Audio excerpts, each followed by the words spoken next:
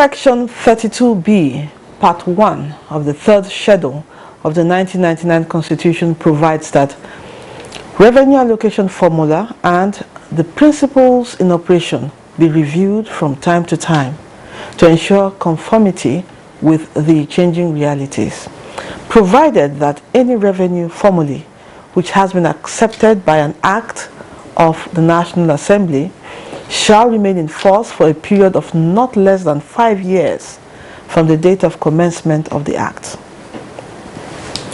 In view of the above, the Revenue Mobilization Commission has submitted to President Muhammadu Buhari the review of the vertical revenue mobilization allocation formula.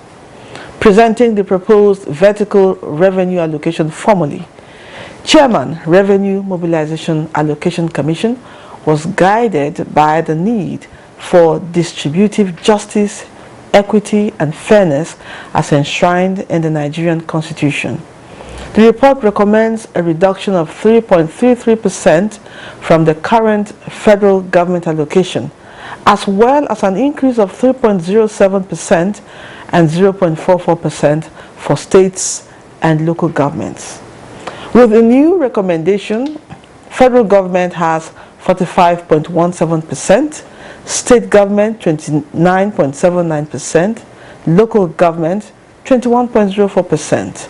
Special funds account for 4.00%, making up ecology 1.0%, stabilization 0.5%, development and natural resources 1.3%, and the Federal Capital Territory 1.2%.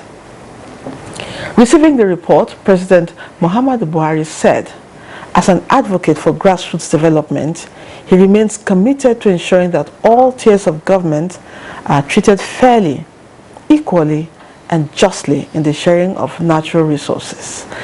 This is our focus today on Nigeria Today. Welcome to the program.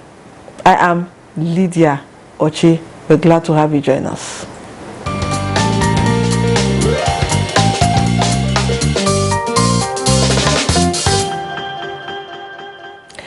I have with me in the studio Chairman, Revenue Mobilization Allocation and Fiscal Commission, Elias Mbam, to let us in to all that transpired as regards the review of Nigeria's revenue sharing formula. Thank you for joining us. Welcome to the program. Thank you very much. Now, we want you to tell us, why is it called vertical revenue allocation formula? The revenue allocation formula is made up of two components.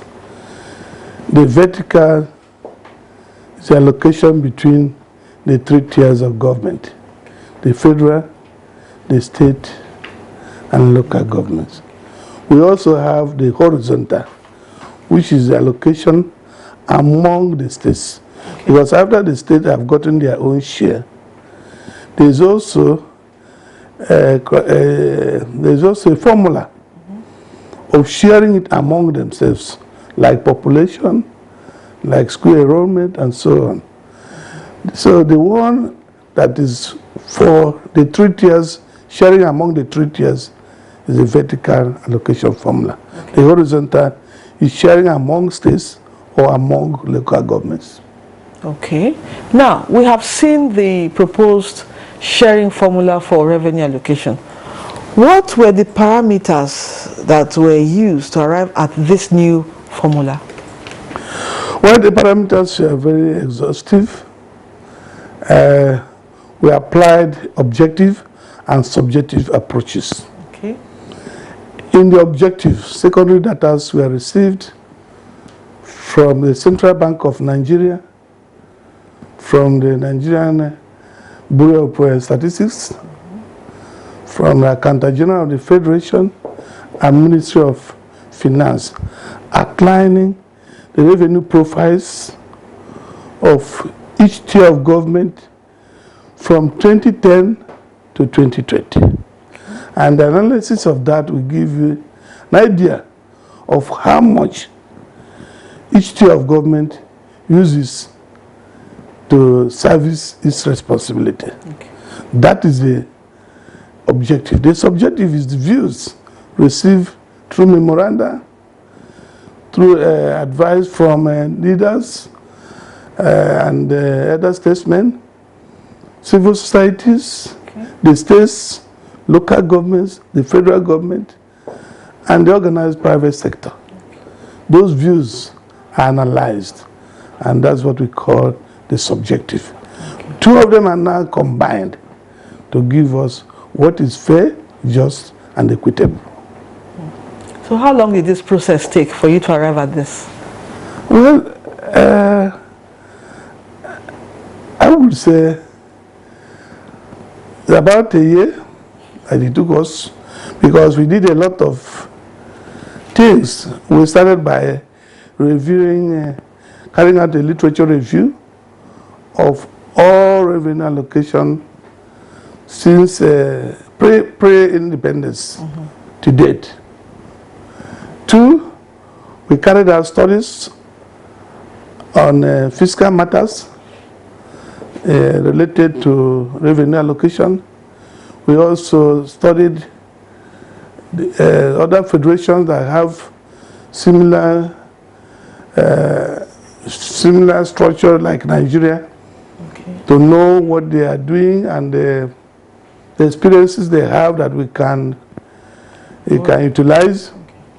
We also went into extensive studies of issues relating to revenue allocation formula, and then called for memoranda. We called for datas, analyzed the datas for the last 10 years, 2010 to 2020, and visited all the 774 local governments, and then carried out a public hearing in all the zones and FCT. So it was a very extensive approach, and we made sure that everybody had a chance to make input. Okay. And that's why we feel the product is good enough. Okay.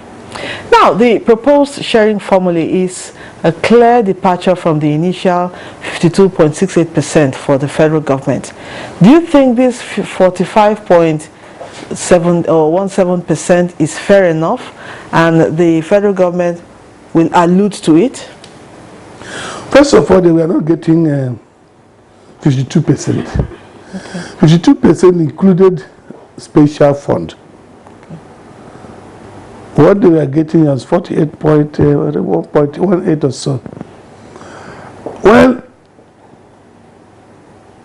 we applied all this consideration and analysis, and what emerged is what we have. Okay. Because we took into consideration the responsibilities of each of the tiers of government, what they have been doing, and we find out that a lot of changes has happened that tend to tilt more responsibility to the states than what it was. So we are fair that some of these responsibilities you can know, you even know it. Take for instance security. A lot of things, the state is spending a lot now on security, and some other area that we are exclusive for the federal government. There's no state that did not claim it spends a lot on police, even though it is on the exclusive list. So I think we were fair. And we think that each tier of government was reasonably considered. Okay, still talking about the state governments. They still have just 29.79% and 21.04% for local government. With the agitation for more revenue control at the federating units, do you think this figure is okay? Well, we are talking about percentages. 29% of 100 is not the same as 29% of 1 million. Our emphasis is that they should increase the size of the cake. This is just the percentage. Okay.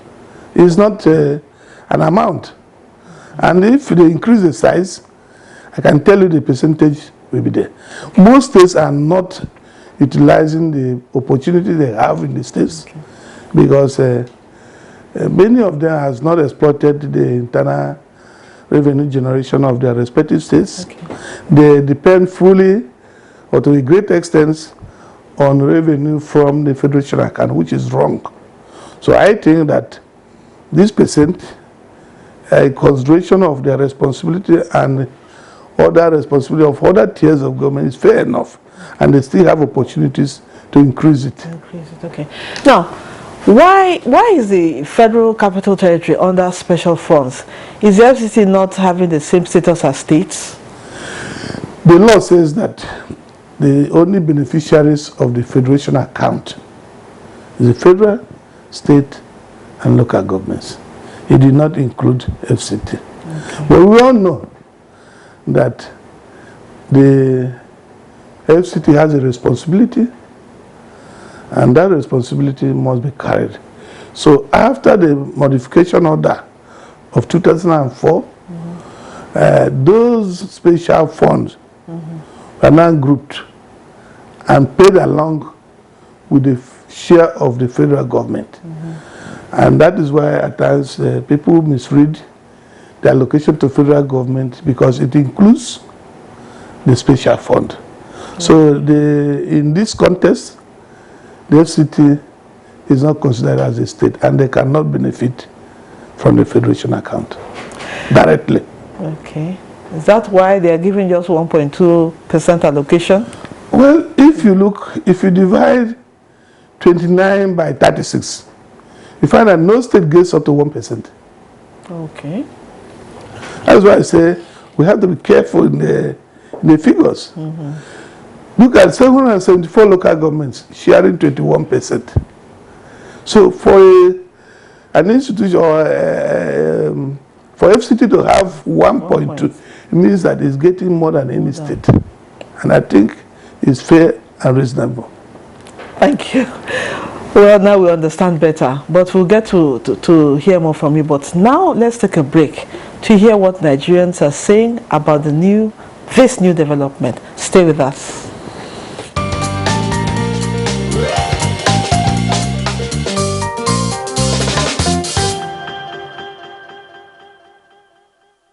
The issue of this allocation, to me, the federal government should take 20%, and then as of state and local government, let local government have a higher share than even the state. How many ministries do federal government control? And take a look at local government in the per state. Take a kind of, for instance, where they have 44 local government, the numbers of as staff of Kano State alone, just we are using Kano State as an example now. Kano State alone, the workforce, if you divide the workforce of Kano State, federal government did not even take, let's say, 3/4 of it.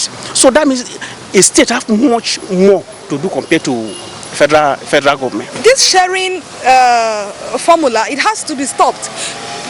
Probably the federal government should draw up allocation if it is the federal government that is to do that. Or maybe more autonomy should be given to the oil-producing communities, and they should draw up a portfolio, or they should draw up something, an itinerary or whatever they can draw up to ensure that these monies are channeled into something, something worthwhile. Probably the refineries.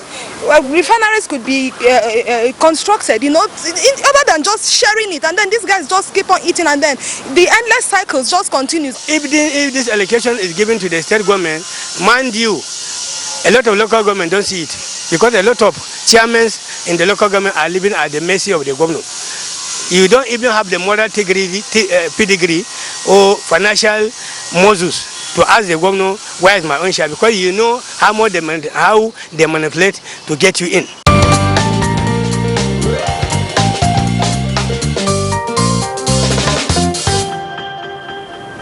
Welcome back. Nigerians have spoken. Now, Chairman, how would you react to those responses? Well, I think we should hold our leaders responsible for what they are doing. The sharing has no direct link with utilization. If They share every state and local government get on monthly basis. It's made public. It's print is in the print media, so you can know what your state or local government has gotten, and then you hold your respective local government chairman and the governors responsible. Then the issue of giving local government more. If you look at the schedule of responsibilities, local government doesn't have that much compared to federal or state government. We were very fair in allocating 21% to them. And it was not just an allocation, it was derived. If you listen to my statement, I said, after analysis of these data and all the consideration, this formula emerged. It is not allocated. It emerged from analysis and considerations. So, if it measures that you have more, so be it. If it is less, that be it. But the process that led to it was fair and just. Okay. Now, what happens to the 13% derivation revenue to oil producing states? Is it still constant? That one is in the Constitution. What we are saying is that after removing the 13%, the balance will be shared accordingly. So it has nothing to do with the 13%. Okay. The 13% is only for oil producing states. And it's not only for oil. Any revenue from natural resources, including solid mineral. Some states have benefited from solid mineral. Anything from natural resources that has value to the federation account, get 13% of that, of your contribution to that. It's not shared equally. Okay. Now, there's a little bit of confusion here. We understand any revenue formula which has been accepted by an act of the National Assembly shall remain in force for a period of not less than 5 years from the date of commencement of the act.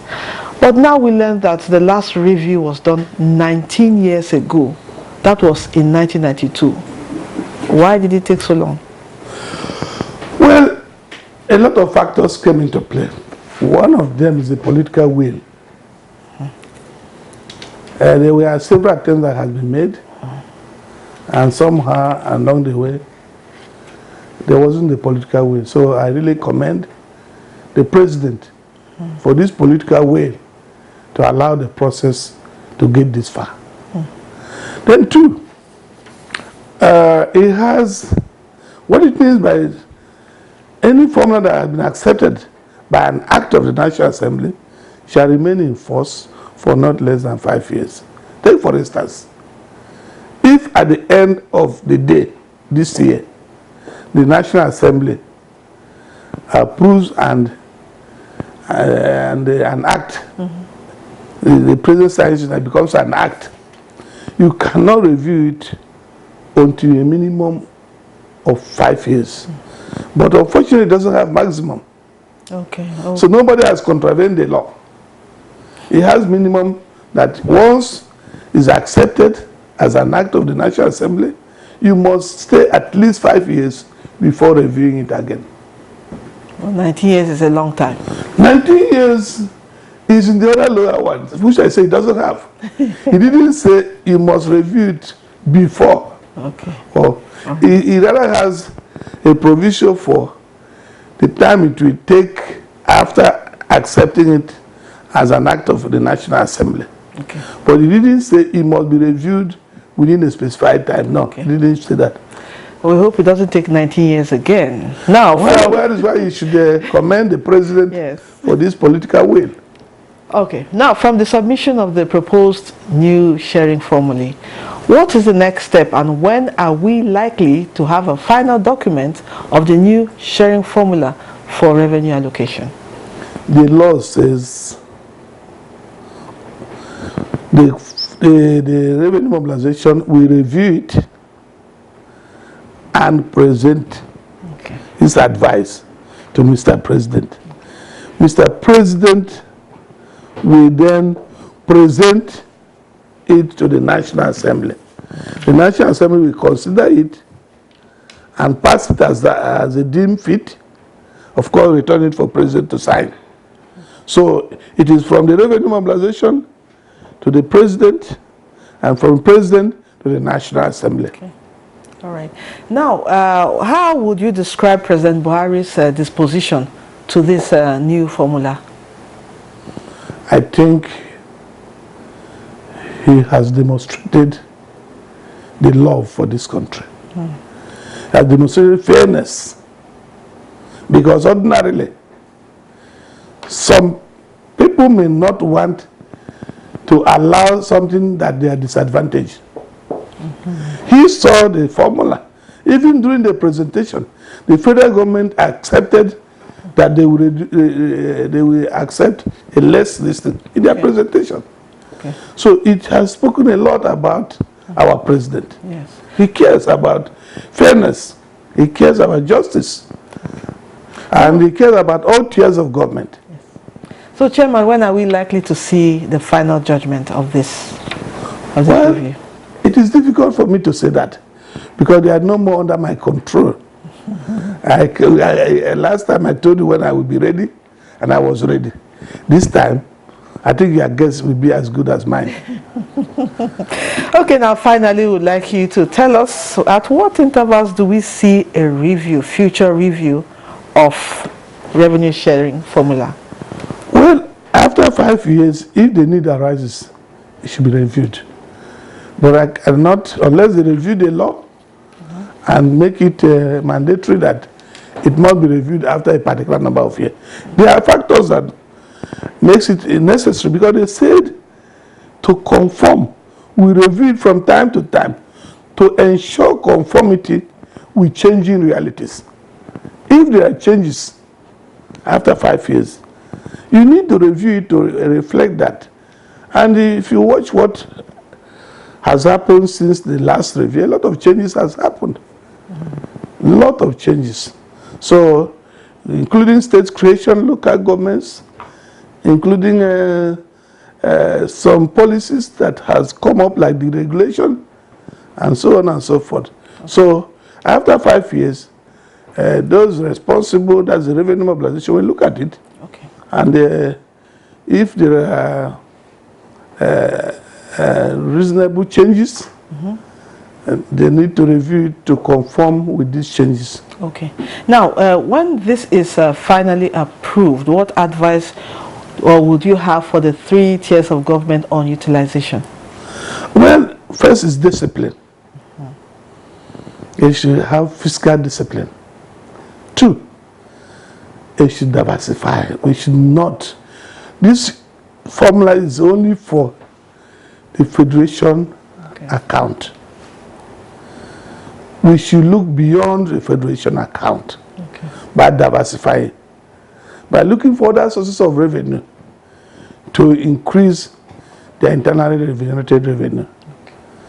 So that we help to increase the resources available for them to discharge their responsibilities. Thank you, Chairman, for your time and helping us understand this new revenue sharing formula. That is where we come to an end of today's program. We thank our guest, Chairman, Revenue Mobilization Allocation and Fiscal Commission, Elias Ombam. We are really grateful for your time and your insights on the program. Thank you very much, and God bless. All right. And to our viewers, thank you for being a part of the program. Remember, you can still watch this episode and other ones on www.youtube.com/NTA News 24 Hub. Thank you for your time. I am Lydia Ochi. See you again tomorrow. Goodbye.